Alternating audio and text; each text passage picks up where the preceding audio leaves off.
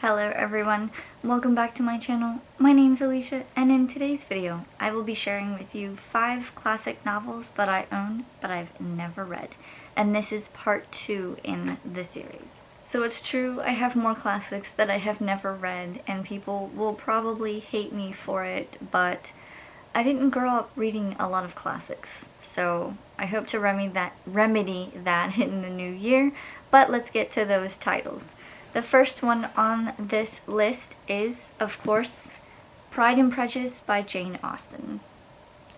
I know a lot of people have probably grown up reading this in their English class in high school or even earlier, depending on where you went to school, but I moved around a lot when I was growing up, being a military family, so I did not have like those summer reading lists where you have to read this over the summer for the next school year.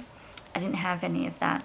So I didn't read any of the classics or have any kind of reading unless it was my own desire to read the book. So Pride and Prejudice by Jane Austen is my first classic that I need to read in the new year. The second book on this list is another classic of Withering Heights by Emily Bronte. I don't even know the author's name. That's how much I don't know about the book. But I got it from Barnes & Noble when they do their lovely classic editions, and I put a shiny dust jacket on them to protect them, but I've never read the book. So another one that I hope to read in the new year. I couldn't even tell you what this one is about, really, so I will have to read the synopsis and then just read the book. The third book on this list is Fahrenheit 451 by Ray Bradbury. As far as I know, I've heard a lot of different people have either read this in high school or in their early college years. I did neither. I did not read this in high school, and we did not do it in college, and if they did, I did not take that class. So, this is another one that I will have to read. I've heard nothing but good things about it, and how I should read it, and why haven't I read it, and I don't know. I've never gotten around to reading it, so I couldn't tell you what it's about, really.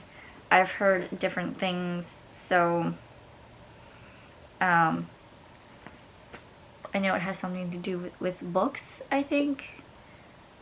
I'll just read the back really quick. It says, 60 years after its original publication, Ray Bradbury's internationally acclaimed novel Fahrenheit 451 stands as a classic of world literature set in a bleak dystopian future.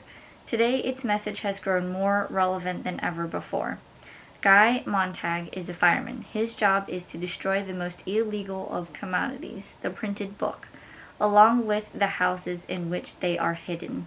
Montag never questions the destruction and ruin his actions produce, returning each day to his bland life and wife Mildred, who spends all day with her television family.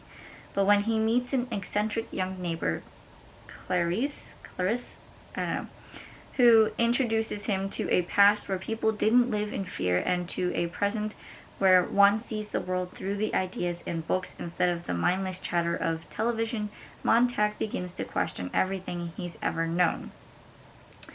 Alrighty then, so they're setting books on fire. What? Like, as a book lover, you see my bookshelves behind me. Why? If they were doing this today, like burning books, I would have a heart attack because you see my collection behind me. I love books like nobody's business. So I'm definitely gonna have to read this one and see what goes on, because you're not burning my books. I can tell you that right now. You're not burning my books. The fourth book on this list is The Handmaid's Tale by Margaret Atwood. Now I know this one apparently has a Hulu show, but I have not seen the show nor have I read the book, so I do not know what it is about. So, but being that it is a classic, I need to read this one so that I can get caught up on my literary classics. Now, the last book on this list, I kind of have an inkling as to what it's about, but I've never actually read the book. And that is The Picture of Dorian Gray by Oscar Wilde. I only know about Dorian Gray because of the movie The League of Extraordinary Gentlemen. He is a character in the movie, and he apparently made a pact with the devil to stay young forever, but if he should ever see his portrait, then some sort of magic transposes him and he gets sucked into the portrait instead of being young and youthful and living life. So that's all I know, but I don't, like I said, I've never read the book, so I hope to read it in the new year and literally see what it's all about and see what Dorian Gray does. Well, that is all for me. If you have read any of these books and would like to choose one for me to read first, more so than the others, leave me a comment down below and let me know which one. But that's all for me. If you liked this video, please like, comment, and subscribe, and I will see you guys in my next video. Bye!